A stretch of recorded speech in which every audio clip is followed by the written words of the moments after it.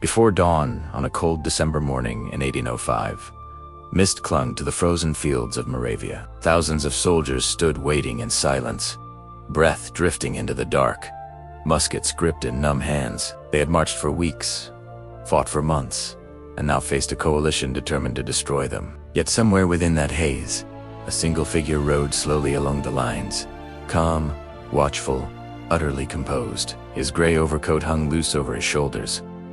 His bicorn hat was tilted low, and when his men saw him, exhausted faces lifted with a spark of confidence. Napoleon was here, and today, he intended to deliver the victory that would change Europe forever. Just 6 months earlier, Napoleon had crowned himself Emperor of the French. Britain, Austria, and Russia vowed to crush his rising power. Together they formed the Third Coalition, convinced they could overwhelm him with sheer force. Napoleon responded by moving faster and striking harder than anyone expected. Instead of waiting to be attacked, he launched a lightning campaign across Central Europe, trapping an Austrian army at Olm before it even understood what was happening. In a matter of weeks, 60,000 Austrians surrendered without a major battle.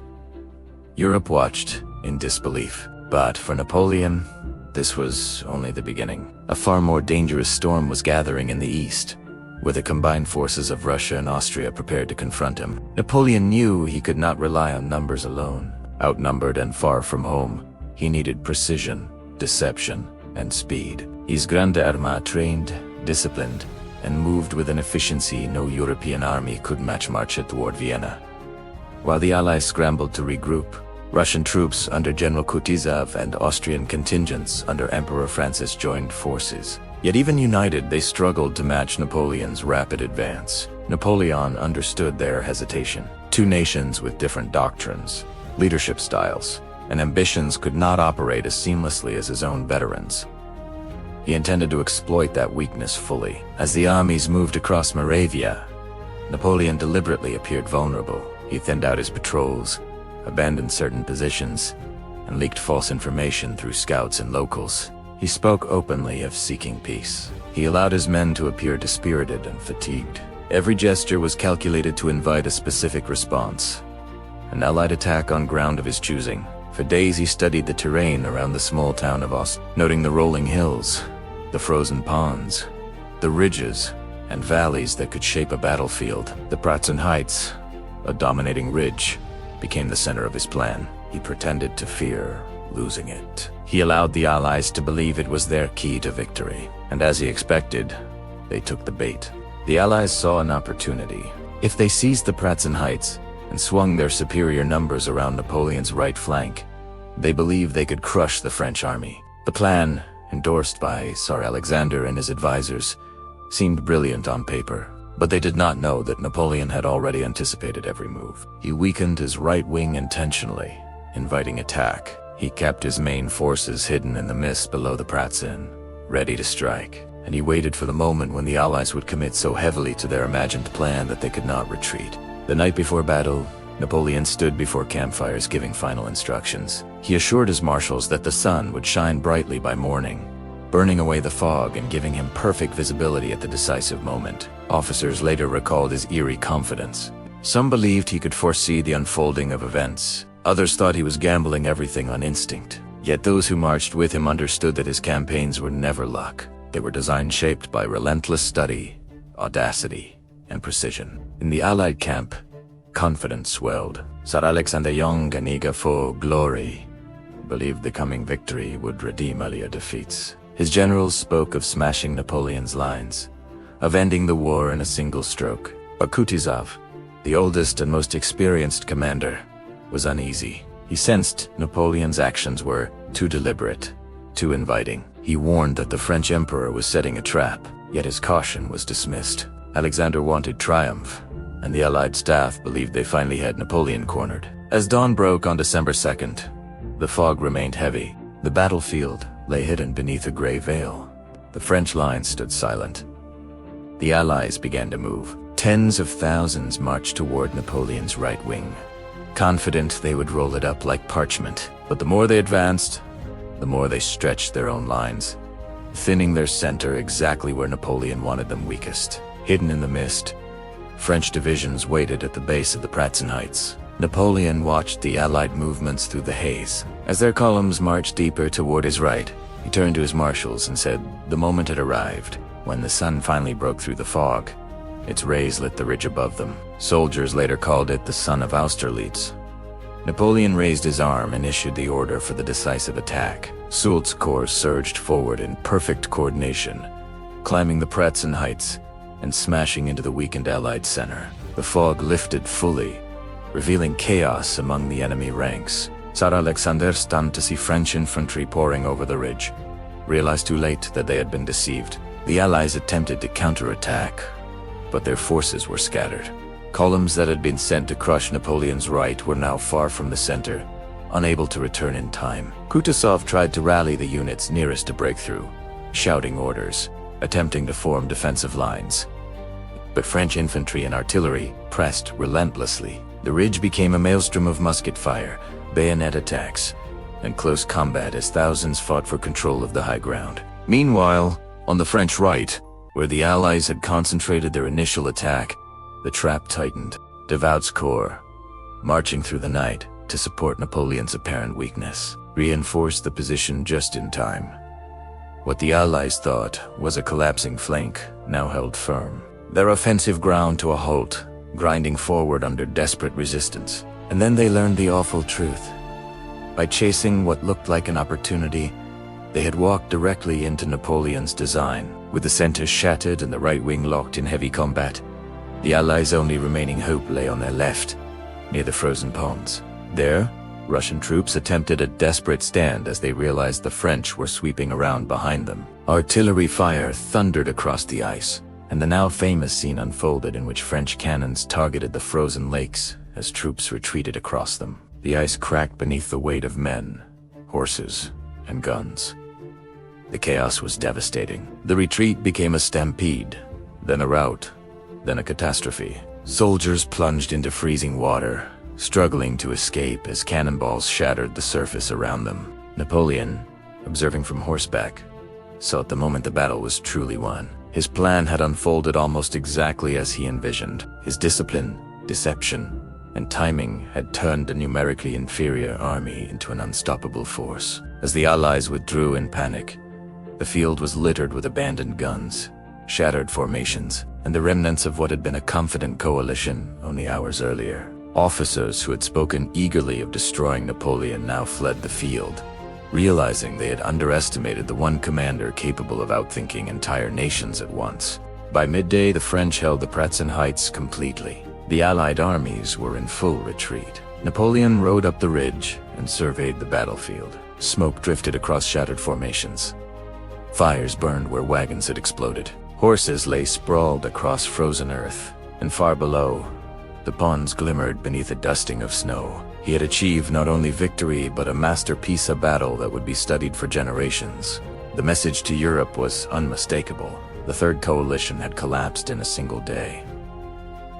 Austria sued for peace. Russia reeled from the defeat. Britain, still undefeated at sea, now faced a continent reshaped by Napoleon's triumph. The French emperor wrote to his soldiers, praising their discipline and courage. But he also understood that this victory was more than a military triumph. It established him as the greatest strategist of his time. Austerlitz was proof that his leadership could shatter the combined strength of Europe. Yet beneath the triumph lay the first hints of the relentless ambition that would one day lead him into deeper conflicts. For now, however, Austerlitz stood unmatched, a moment when Napoleon's genius reached its highest peak. As the smoke thinned across the battlefield, the scale of the Allied defeat became increasingly clear. Thousands of prisoners were marched toward French lines, many in tattered uniforms soaked with frost and mud. Muskets lay scattered across the frozen ground, abandoned alongside overturned cannon and shattered limbers. French surgeons hurried between makeshift field stations, tending to wounded from both sides, their uniforms stained with blood. Officers moved among the ranks, gathering scattered units, restoring order, and preparing for the possibility of another attack. But there would be none. The Allied forces were broken, retreating in disarray. Across the countryside, the stunned survivors limped away toward Hungary and Galicia, leaving behind the wreckage of an army that had believed it would crush Napoleon. Tsar Alexander, who had begun the morning confident of a decisive victory, now faced the bitter truth. His staff had ignored Kutuzov's warnings. They had believed Napoleon's right wing was collapsing. They had believed they could roll up the French lines, seize the Pratzen Heights, and force the French emperor into submission. Instead, they had marched into a trap so perfect that even years later, military historians would marvel at the precision with which Napoleon had executed his plan. Alexander rode from the field in shock, humiliated and furious. His imperial dignity had been wounded. His army had been out, and the reputation he hoped to build as Europe's liberator dissolved in the smoke that lingered over Austria. For Emperor Francis of Austria, the defeat was equally crushing. His empire was already weakened by the loss at Ulm. Now the destruction of his army at Austerlitz made continued resistance impossible. The Habsburg monarchy could no longer sustain the war. Francis sought negotiations at once, and within weeks, Austria agreed 2 harsh terms that reshaped the political map of Central Europe. The Treaty of Pressburg forced Austria to give up vast territories and pay enormous debt. Napoleon's influence expanded across Italy and southern Germany, strengthening his confederation of the Rhine and tightening his grip on the continent. Austerlitz did not simply defeat an army, it broke the political structure of the region and left France towering over all rivals. On the French side, the victory ignited tremendous pride. Soldiers spoke of the battle with reverence, calling it the emperor's masterpiece. Many believed they had taken part in an event that would be remembered as long as nations recorded their history. And they were right. Even those who had lost comrades or suffered terrible wounds sensed they had marched in the footsteps of something extraordinary. Veterans of earlier campaigns recognized the unmistakable rhythm of Napoleon's genius. The deception, the bait, the timing, the concentrated blow, the way he turned fog, terrain, and enemy expectation into weapons, as sharp as any bayonet, the way his men responded to him, united in a purpose larger than themselves. Napoleon himself moved through the aftermath with controlled composure. He praised his marshal's Soult for his decisive strike up the Pratzen Heights, devout for the iron defense against overwhelming odds, Lance for maintaining discipline along the critical sector, Murat for his dazzling cavalry maneuvers. But he also understood that battlefield brilliance was only one part of the victory. The Grande Armée had succeeded because it was an instrument forged with discipline, mobility, and an organizational structure unmatched anywhere in Europe. Soldiers carried detailed marching orders. Officers operated with clear chains of command, and the corps system allowed rapid independent action while still enabling coordinated assaults. Austerlitz proved that France's military reforms were not theories, they were devastating realities. As news of the victory spread, Europe reacted with a mixture of shock, admiration, and fear. French newspapers celebrated it as the greatest victory in modern history. Poets, artists, and composers created works to immortalize the triumph. In Paris, citizens illuminated the streets and celebrated 4 days. But elsewhere across Europe, the reaction was grim. Courts in Berlin and London realized that Napoleon's star had risen far higher than anyone expected. His enemies began questioning whether any coalition could defeat a commander capable of destroying 2 great empires in a single day. Diplomats wrote frantically to one another, seeking new alliances and warning that if Napoleon's influence continued to expand, no monarchy would be safe. Yet even as Europe trembled, Napoleon's ambitions grew. Austerlitz had reinforced his belief in the superiority of his judgment. It strengthened his conviction that destiny favored his cause. Years later, officers who served with him would say that Austerlitz marked both the height of his genius and the beginning of his overconfidence. The victory convinced him he could shape history with sheer willpower. It convinced him that nations and armies existed to be maneuvered like pieces on a board. This newfound confidence would propel him to further conquests, also to future risks that would one day threaten the empire he built. In the weeks after the battle, Napoleon toured the sites where the fiercest fighting had taken place. He spoke quietly with survivors, examined captured standards, and rode across the Pratzen Heights, where the fate of Europe had been decided. The ground was scarred with deep furrows where cannon had torn into the earth. Blood had frozen in dark streaks across the slopes. Broken wagons, shattered muskets, and torn uniforms lay scattered everywhere. He took note of everything, storing each detail in memory. Observers said he studied the field not as a conqueror admiring a triumph, but as a strategist learning from the smallest movements of the day. Victories were lessons, defeats were teachers. But at Austerlitz, he had achieved something close to perfection, and they knew Italiano. Meanwhile, French troops collected the spoils of war: cannon, muskets, ammunition, wagons, and equipment abandoned in the Allies' flight. Captured standards were sent to Paris as symbols of imperial glory. Officers wrote to their families, describing the intensity of the battle and the brilliance of the emperor's plan. Soldiers who had fought on the Pratzen Heights spoke of bayonet charges up steep slopes under relentless fire. Survivors who had resisted near the frozen ponds recalled the thunder of cannonballs smashing the ice and the chaos of men struggling to escape the frigid water. Every regiment had its own story of courage, endurance, and fear. The Allied troops, shattered and humiliated, retreated into winter darkness. Russian survivors marched east, harried by the same cold that settled over the battlefield. Morale collapsed as soldiers whispered that their lives had been thrown away by arrogance and Austrian troops withdrew toward safe territory, exhausted and demoralized. Officers who had spoken confidently of defeating Napoleon now found themselves explaining how their carefully crafted plan had been destroyed before it could even unfold. As the year ended, Napoleon consolidated his gains. His mastery of Central Europe was complete. He reorganized territories, rewarded loyal allies,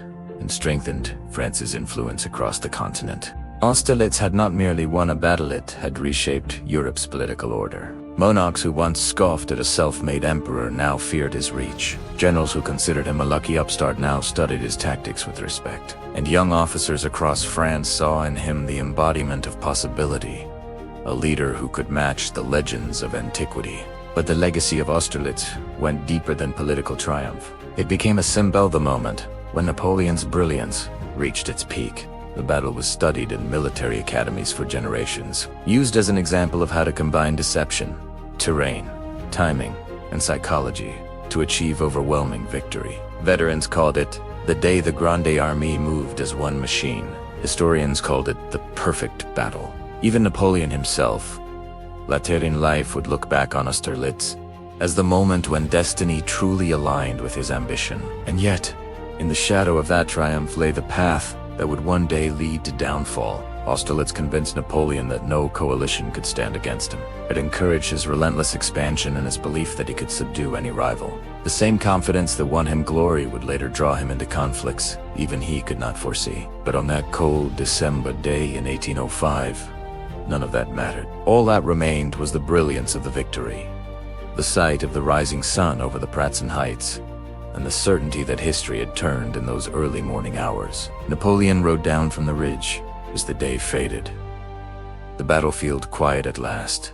He looked across the land where thousands had fought and died. For a moment, he seemed to understand the cost of what had been achieved. But then he straightened in his saddle, whispered instructions to his aides, and rode on. There would be more campaigns, more battles, more victories to chase, but none would ever quite match Austerlitz, the day the emperor reached the very height of his power, and the world learned what it meant to face Napoleon at the peak of his genius.